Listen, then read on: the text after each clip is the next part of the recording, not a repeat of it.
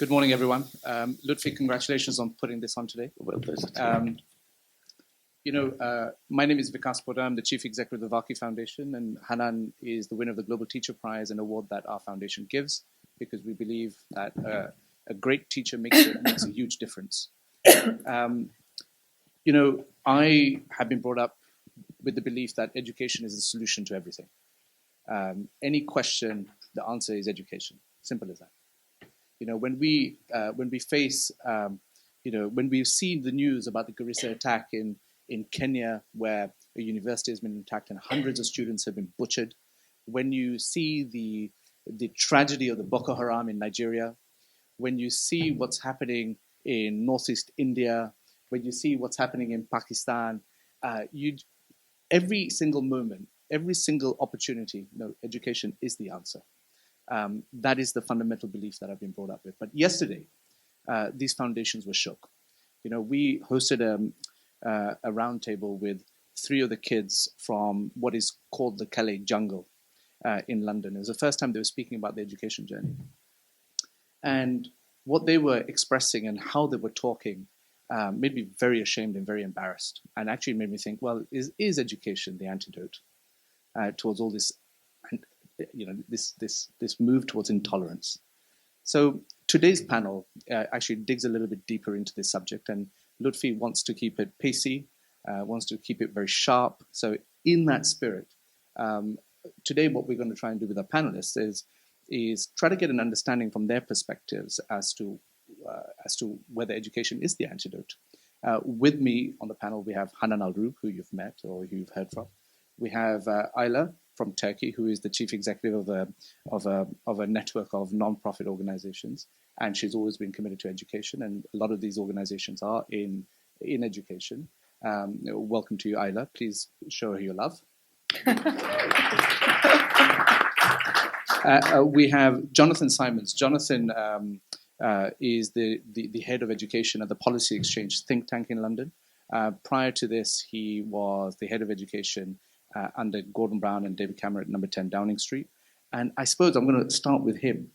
In this country, you don't think about intolerance in this country, but yesterday what I heard was the intolerance from us in this country was pretty sharp. I apologize for putting such provocative questions, but it's to flesh out the meat in this discussion. Jonathan, it has been known. I'll hand you the mic. Okay. It has been known that actually education policy is driven from Downing Street. You are at the heart of it. Are you to blame? I'm to blame for a lot of things, but I suspect not global intolerance. I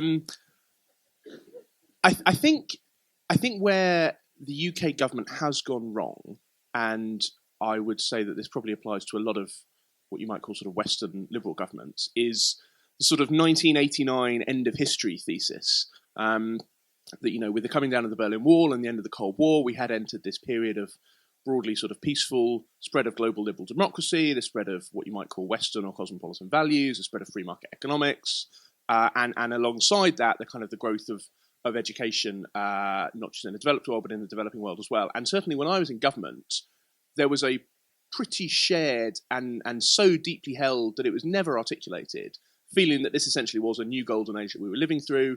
Within the UK, the economy was doing very well, tax revenues were booming, and really the question was about how you distributed an ever-growing pie and what we did to sort of take people on to the new 21st century. There was definitely a sort of millennial aspect to it. And I think as part of that, the hubris is huge. We completely underplayed and undervalued not just feeling of economic stagnation, although we now know in retrospect, of course, that there was huge economic stagnation and still is in this country, but we missed a widening cultural disconnect from a lot of people that did not feel part of this end of history. And I think that played out in education, and it played out through things like the Trojan horse. And I do, I don't take all the cop myself, but I do think that we did undervalue and underappreciate the level of intolerance which still exists.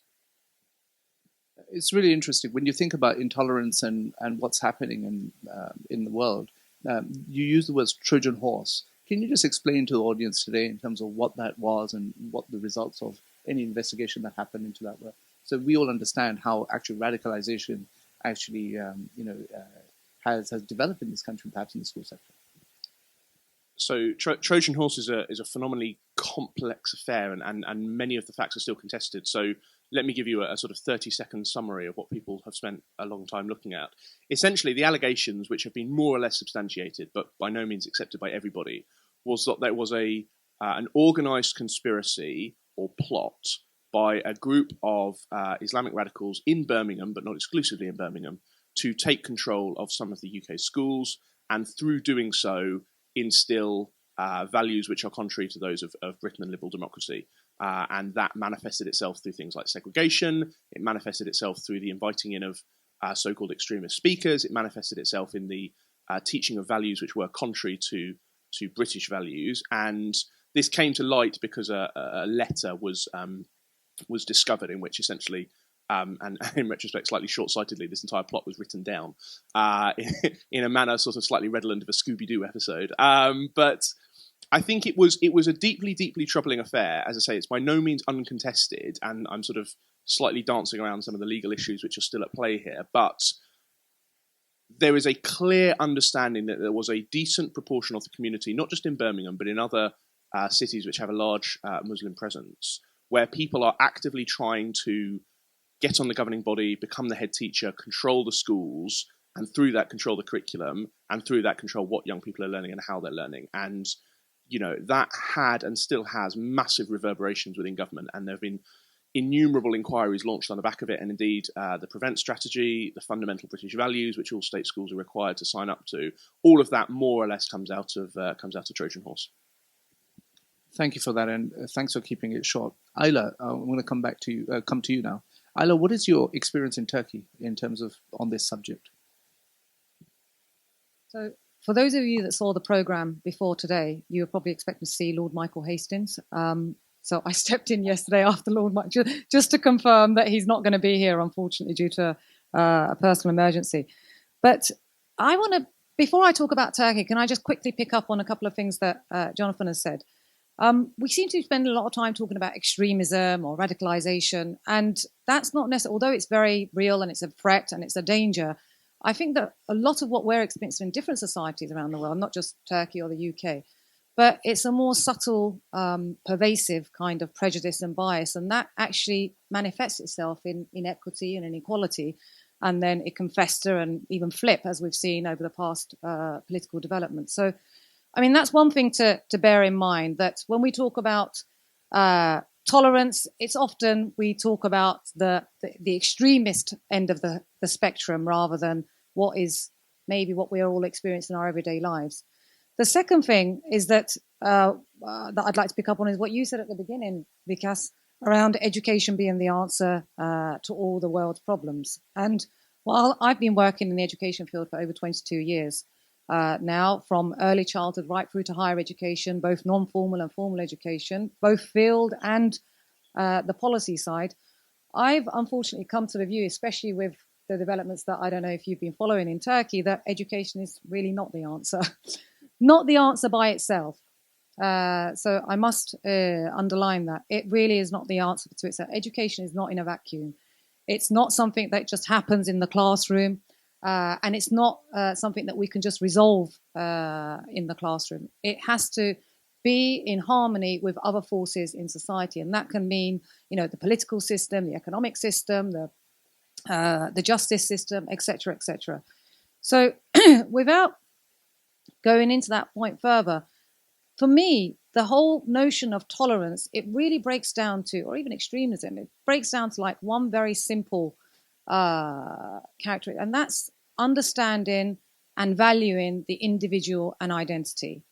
Now, that might sound oversimplistic, but I don't know, if you're a young girl growing up in a very conservative, secluded society, being accepted and valued as a young girl in that community can actually mean it can be huge, and it can mean the whole changes to your life opportunities.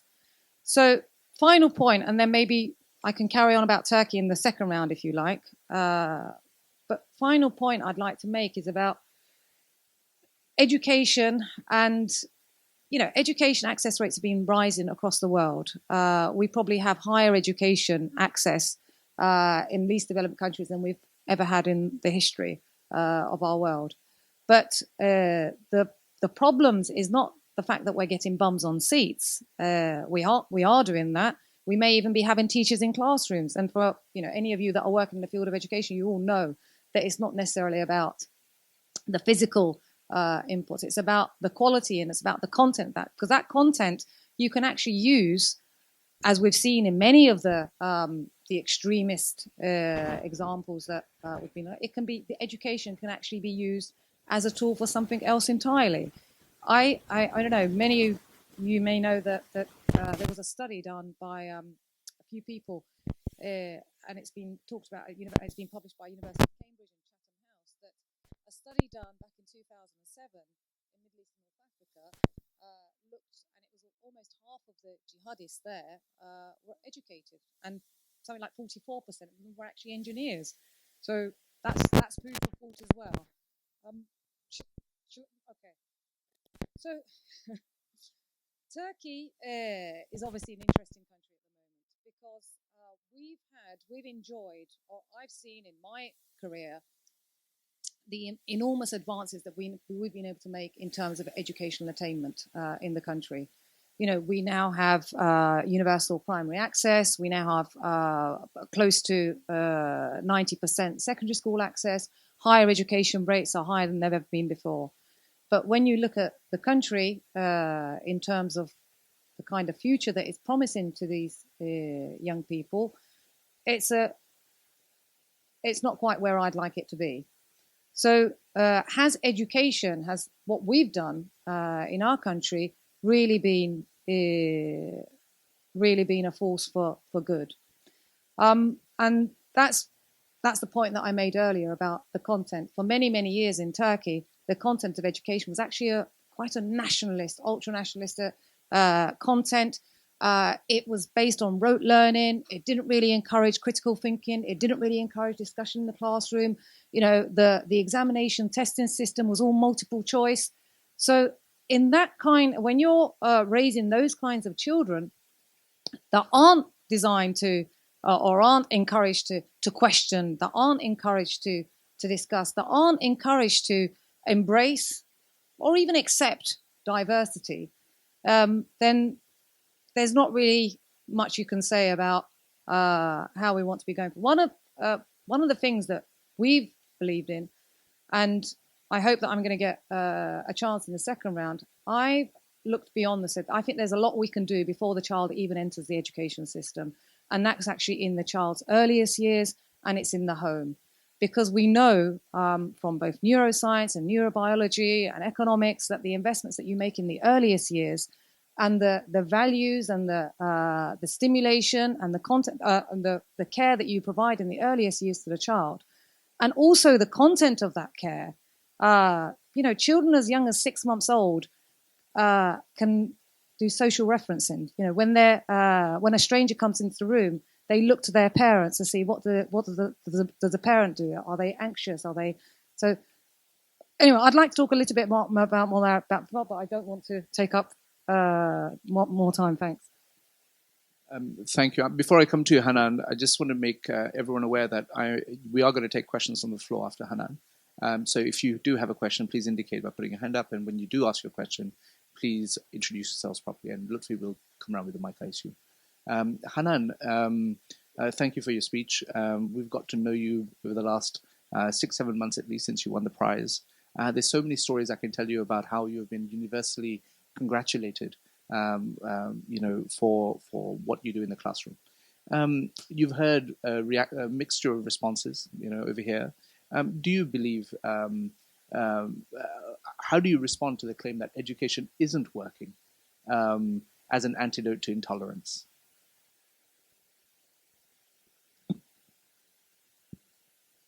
شكرا فيكاس.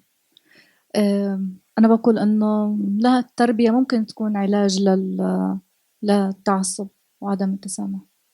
Thank you. I would say no, education could be the answer or the treatment for extremism. لأنه الطلاب بعيشوا زهرات عمرهم وبدايات تشكل وعيهم وقيمهم في السنوات اللي بيقضوها في المدرسة ولاحقا في الجامعة. Because the children live the years where they start with their personalities in the school and later on at universities. المدرسة بمنهاجها العلني والخفي هي اللي بتصيغ الطالب قيمه ومعارفه وسلوكياته وتوجهاته. So the school, through the educational curriculum and other activities, has a huge influence on the child personality and behavior. لكن هون بدنا نحكي عن مضمون الكتب اللي بتلقاها الطالب والمدخلات اللي ما بنستطيع أحيانا السيطرة عليها. But here we need to talk about the topics in the school books and the things that we can't change because it's already in the books. مثل توجهات المدرسين وميولهم الدينية والسياسية أو قناعاتهم، الأنشطة اللامنهجية، الصور، مضمون المسرحيات اللي بتنظمها المدرسة. Also, the teachers' ideologies and beliefs, which could be religious or political, in addition to the extracurriculum activities, the plays that the school can arrange for the children, for the students. فبنعتبر إنه هذا كله منهاج خفي في كثير من الأحيان بيأثر أكثر من المنهاج الرسمي المتمثل بمضمون الكتب المدرسية اللي بتشرف عليها الدولة.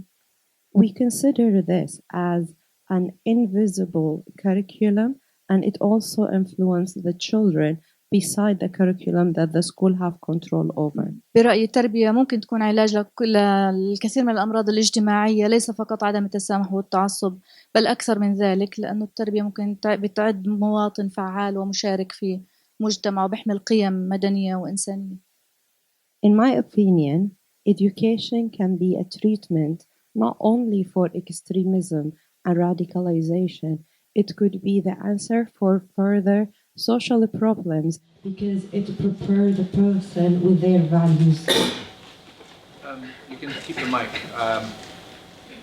What is working from your classroom perspective? Unlike Jonathan, who works in Whitehall and Westminster, Ayla is an NGO leader. You're actually different in the sense that you're in a classroom, you teach kids on a daily basis, and you've taken time out to be here with us today. But what does work and what doesn't work?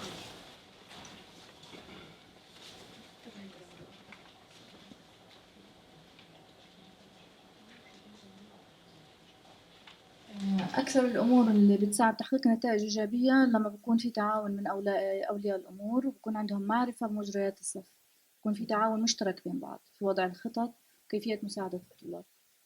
Most effective and positive things in the classroom is when we have coordination with the parents, when the parents of the children know what's going on in the class and they could help us. بيكونوا على وعي كامل بمشاكل أولادهم وبطريقة إيجاد الحلول، بيساهموا في إيجاد الحلول لمشاكل أولادهم. Parents would be fully aware of the problems that face their children and they contribute to finding answers and solutions. برأيي إذا بيشاركوا المجتمع بوضع رؤية التعليم أو طريقة التعليم بيكون أكثر بنحقق نتائج أسرع وأكثر.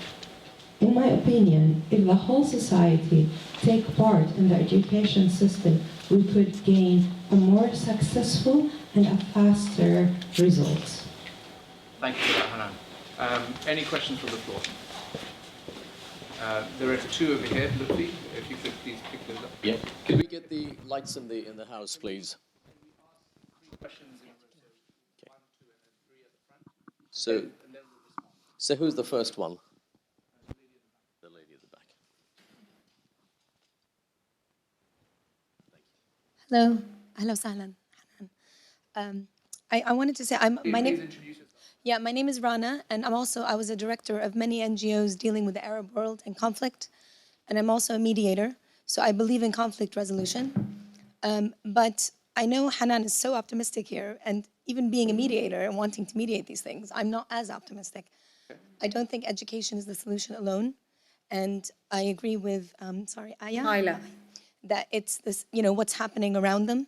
And if you're, how can you expect, in a way, the person who is the underdog who's continually being beaten to the ground to still be the sort of peaceful one and trying to initiate peace. You need the stronger party to come in and want to resolve the conflict. Do you have a question? Yes.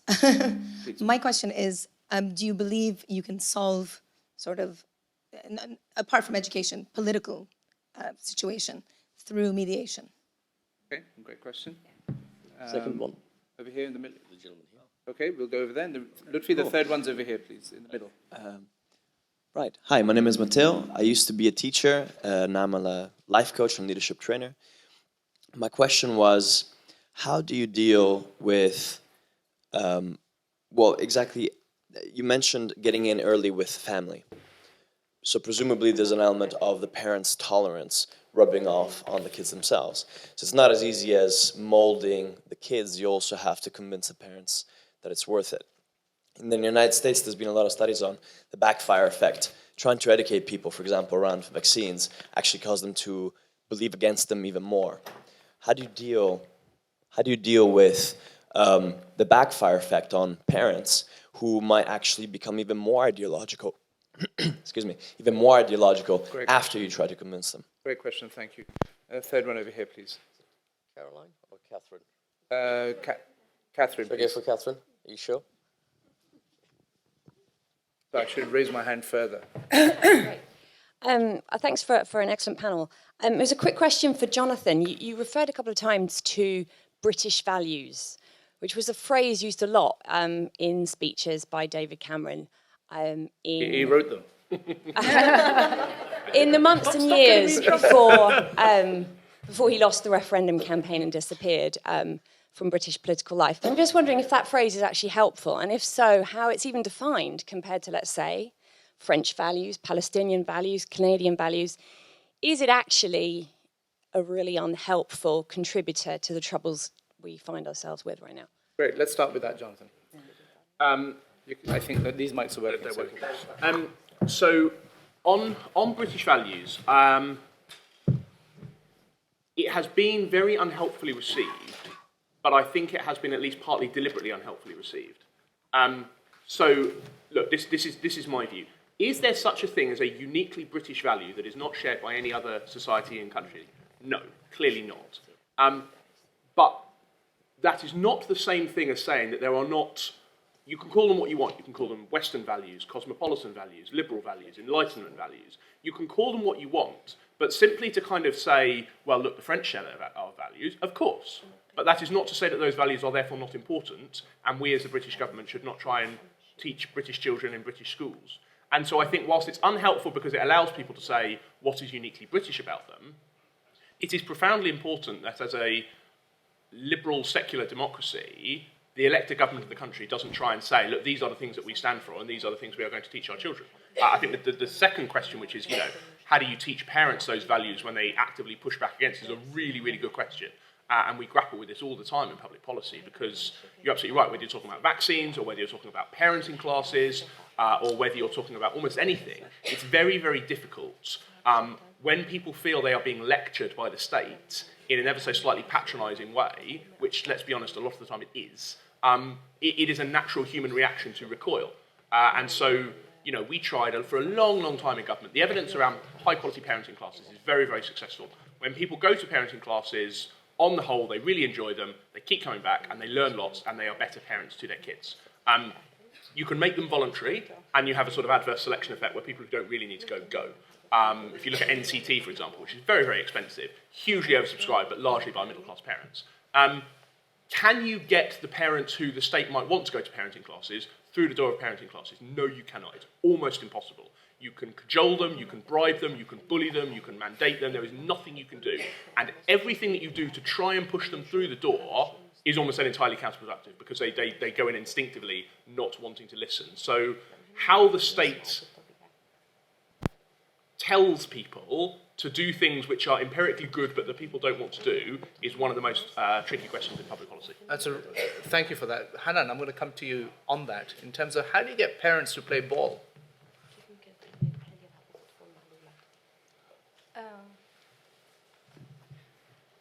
Football? No, not football. realized when I asked the question I was heading to trouble. بالعادة أنا وإشي أساسي بعملي لازم يكون في دور لأولياء الأمور معي. يعني أنا بقوم بتربية أولياء الأمور بالتوازي مع تربية الطلاب. In my work, there is an important role to the parents. So what I do basically is educating the parents at the same time that I'm educating their children. لتحقيق نتاجات بوضح المشكلة لولي الأمر فهو عليه إنه يختار إما بتعاون معي أو إنه ابنه بده يضل عنده هذه المشكلة فهو بضطر يختار إنه يتعاون معي. In order to reach the results, I explain to the parents what the problem is, and then they have to face the choice. Either they cooperate and we help the child, or their children will grow up having the same problems. بصطدم بعائق أكبر عائق بواجهني لما بكون في اختلافات في السياسة في التوجهات السياسية. And my biggest problem and a challenge when we have political differences with the parents. Thank you for that, Hanan. Ayla, I have a lot to say on this subject. You have exactly 90 seconds. So can you pick the first question, which is to do with mediation in particular, please? But please let me talk to you afterwards because we've had over 20 years of parenting experience and I don't actually agree. We have been able to reach the most hardest to reach for 12 to 25-week programs and it's been hugely successful. So there is a way that there are different techniques that you can use to engage those that need this the most. In terms of mediation, yes, I think there is a huge role that can be played. And as a leader of an NGO, we've seen multiple challenges in Turkey over the past 20-odd years. But for me, a turning point was a number of years ago when I spoke to a very prominent NGO leader, someone that I hugely respected, and she was in tears. And I said, "What's wrong?" She said, "This young girl that I'd been working with for so many years, I'd been supporting her family. I'd given her scholarship. The NGO had given them scholarships. She'd gone to university." And second year of university, she decided to cover up. And she was in tears. She was a liberal, secular NGO leader. And I said, "But why are you so upset?" She said, "But that's exactly what I didn't want her to do." I said, "But shouldn't you be glad that you were able to enable her to make her own choice, if that's the choice that she made, and that's the one that she thinks is good for her?" Aren't you? And she wasn't, because she was although she was trying to promote tolerance, she was so intolerant of herself and she wanted to impose her own worldview. And that's where I think that we failed in Turkish society. I think that as an NGO, we have failed in building the bridges that we needed to do. We have failed in mediating with the others, in talking to the others. And even as a liberal NGO leader, I don't think I've done enough to talk to people and to try and work together and collaborate with people that don't necessarily hold the same view. I've only heard the term echo chamber a year ago, and it seems that we have been living in our own echo chambers for much, much longer. So yes, there is so much more we can do on that. Well, thank you all so much for joining me on this panel and for Lutfi for organising this. I imagine that over the coffee break there may be questions to all of you.